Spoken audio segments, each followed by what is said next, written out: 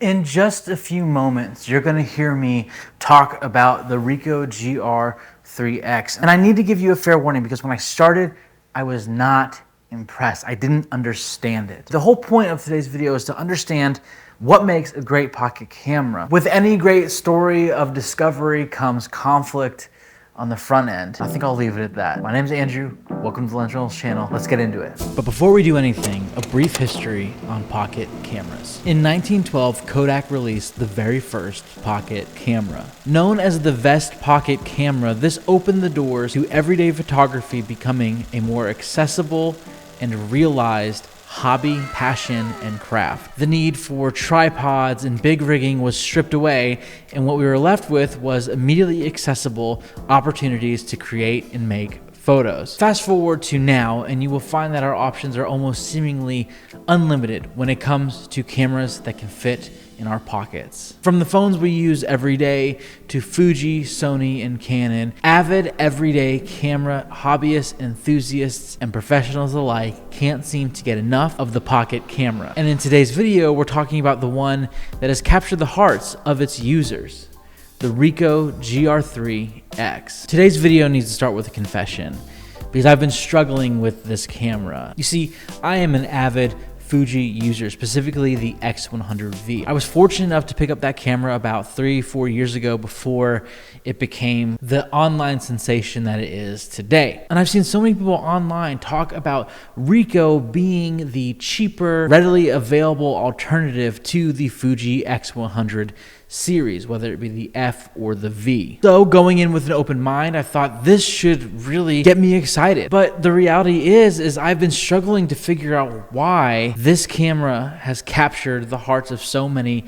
street photographers and everyday photography enthusiasts. The spec sheet is basic. It's what you would expect to have in any camera in this day and age. And in fact, there's some things that I think are frustrating. And I was all but ready just to kind of begrudgingly get through this week's video.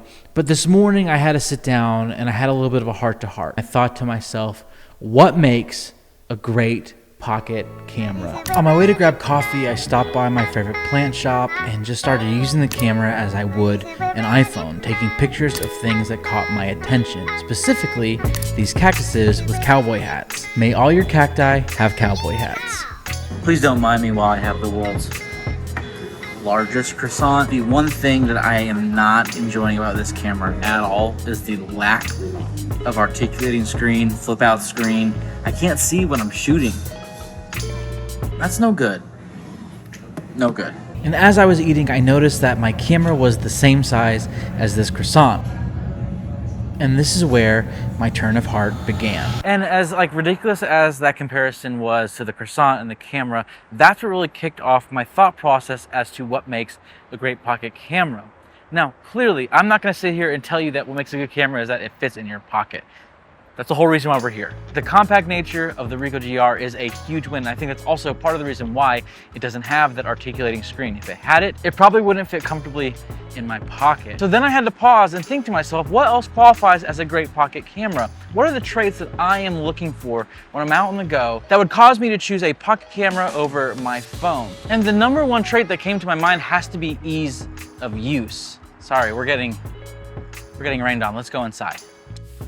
So when I think of ease of use, what I think of is my ability to take my camera out of my pocket and immediately get to creating and taking those photos.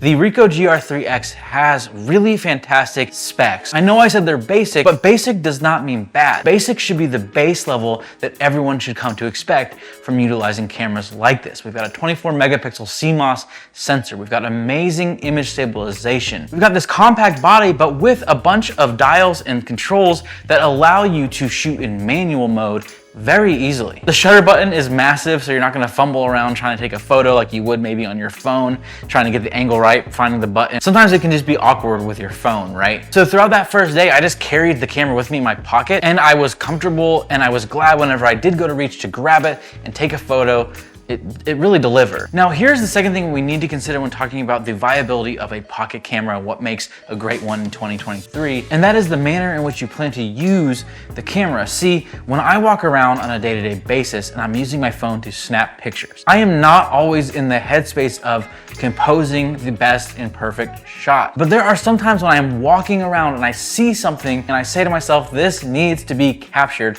and I grab my phone and it leaves me wanting more. And that is the second thing that makes a great pocket camera, its ability to take the moments that you see in your everyday life and elevate the photos that you make with them. I had another day with the camera, so I took it on a little half-day trip just to put it through its paces and see how I would practically use it.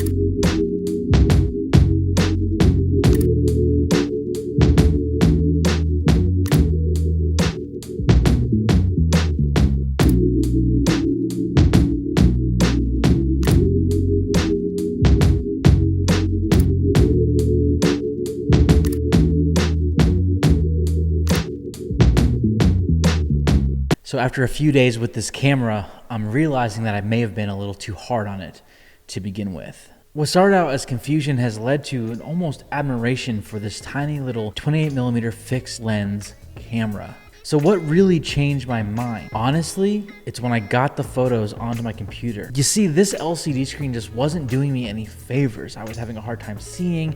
The resolution is fine, but it doesn't do the photos any favors. And when I got the photos from the SD card onto my computer, I was almost shocked. What I found was those everyday moments that I was talking about wanting to elevate looked beautiful. And on top of that, I was shooting JPEG because the Ricoh GR IIIx has a secret weapon, and that is in the form of film simulations. I know the discourse online about film simulations, some love them, some hate them, some don't understand them, but here are my 2 cents on it, right? When you are out and about and you're wanting to take photos and you're not wanting to have to worry about the edit in post, JPEGs and film simulations are your best friend. And so these comparisons from the Ricoh to other Fuji cameras started to make more sense. You see, I'm not sticking my Fuji X100V in my pocket, but this is definitely going in my pocket. It even has a great feature where you can assign 3 picture profiles or 3 film simulations to this top dial here. That's a feature that I think Fuji should implement into their camera systems. That is so